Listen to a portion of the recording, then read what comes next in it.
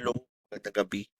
Ayun, nag-create ako ng video para sa basic troubleshooting step dito sa Piso Wi-Fi voucher purchase via e-wallet. So, lumalaki na kasi siya, dumadami na tayo. So, maraming salamat sa paggamit. Okay, mag-create lang ako ng troubleshooting steps. Paano natin siya aayusin, no? Okay. So, malamang naka-receive na kayo ng ganito. Nakakita na kayo ng ganito. Yan. Mga user na no, pagbili ng voucher, ito yung lumabas. No, nakita nyo, paid naman, tapos error daw. Tapos, sa Telegram nyo, ganito yung nakikita nyo.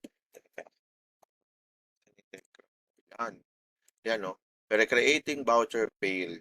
No, check your vendor system. Yes, ito yung IP daw ng vendor system nyo. Okay. So, 10 beses, itong system po kasi, 10 beses niya itatry yan every 5 minutes. Itatry niya yan. Kapag naabot niya yung threshold, magno-notify yan sa'yo tulad nito. Yan o. Sabi niya na itatag niya as fail voucher. Pero kasi yung pera, pumasok na sa account mo. So, ite-text niya yung customer mo na, sorry, hindi kami nakapag-create ng voucher. Itong system, hindi nakapag-create. Mag-ask ka ng refund. No, kontakin mo yung vendor owner, which is ikaw. Ikaw yung kukontak niya. Oh. So, paano natin to troubleshoot? No? Paano? Kasi bigla-bigla na lang yan lumalabas eh. Meaning kasi nito, yung system ko, hindi makausap yung Nodemco nyo. Oh, so ano nangyari? Bakit nagkagano, no? So may mga, pwede kasi recent changes, o kaya may disconnected na. Isahin natin yon. Okay? So tara, i-troubleshoot natin. Okay? Unang step, sa ano nyo, sa pag-troubleshoot nyo, i-check nyo yung Nodemco nyo kung online. Di ba naalala nyo sa tutorial natin, ito, ah, nag-assign tayo ng Nodemco.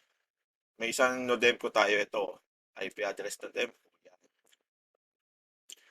Kailangan daw natin i-check kung online ba to. So, for example sa akin, ayan, ito yung in-assign ko eh, 10.0.0.5.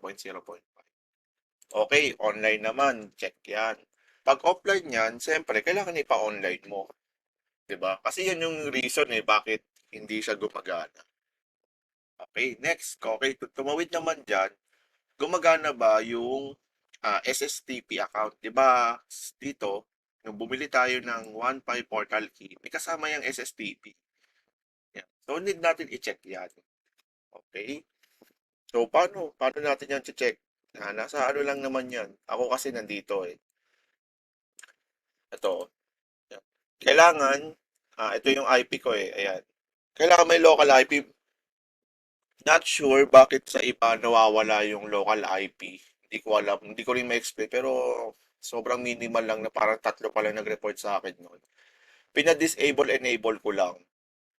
So, pagbalik, ayan na connect niya. So, kailangan may ganyan. Connected, tapos may IP. Okay? So, okay na. Ah, magana naman. Okay naman yung SSTP. Next, kailangan natin i-check yung port forwarding nyo. Diba meron ditong step na ipo-port forward natin yung 1 pi. Ito, yung Nodemco. So, paano natin siya i-check? Di ba may IP address tayo inassign katulad ng sa akin? Ayan. So, kadalasan, tina-type niya lang, kukunin lang natin yung IP. Tapos, kailangan ma-access natin. Kunyari, connected tayo sa hotspot, ha. So, ako connected na ako sa my router. Pag type natin yan, ayan, lumalabas. Sa inyo, sa akin kasi naka-port 1188. So, sa inyo, port 80 lang yan, nakadiretso lang yan. So, parang ito sa sample kanina sa pinakita ko yan, no? Kung na-access naman yung kanya, so 9.8.42.37. So, okay. Kapag hindi yan na-access, ibig sabihin, sira yung port forwarding nyo. Kailangan mong ayusin. Ito, kailangan mo lang ito i-double check. Itong step na to, itong step 6. Okay, gumagana naman.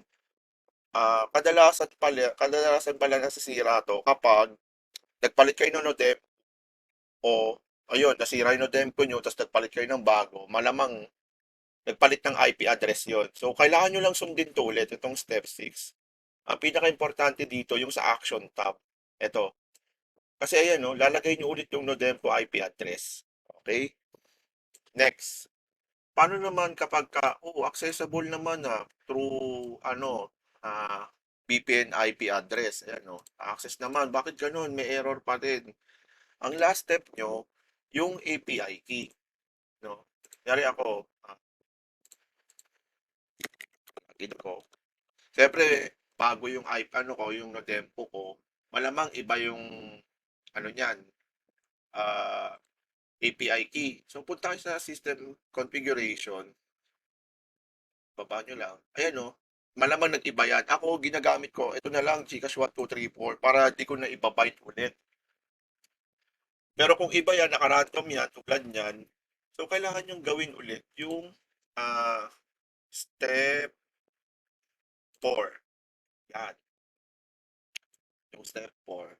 Na kailangan nyo isubmit sa system, ano nga bang API key gagamitin niya? Yung app ko, ano bang gagamitin niya para kausapin yung Nodempo nyo kapag bibili ng voucher? Ayun, kapag nakatagos na kayo lahat yan, for sure, dapat gagana na yan. Okay? So, wala na to. Tulad nito, yan, recently sinuport ko siya na nag-error daw siya. Ayan, no? So, kausap ko siya, tapos sabi ko, i-check nyo yung mga step na to. Tapos, kapag hindi pa umaabot yung threshold sa pag-create ng voucher, magre-recreate yan. Tulad nito, nagre-create, tapos nag-text na sa customer. Okay? So, yun lang yung troubleshooting steps, no? Double check nyo lang muna itong mga to, pag itong mga binanggit ko rito. Tapos, ayun, dapat mag-work na yan. Pag hindi, pwede kayo mag-PM ulit sa akin sa Facebook para tulungan ko kayo. Medyo matagal lang mag-reply kasi medyo busy lang din sa work. Pero, huwag kayo mag-alala, magre-reply ako as soon as possible. Okay? Ayun, once again, maraming salamat sa pag-commit sa app na ginawa ko. And yun, support lang natin si OnePi, okay? Ayun, maraming salamat.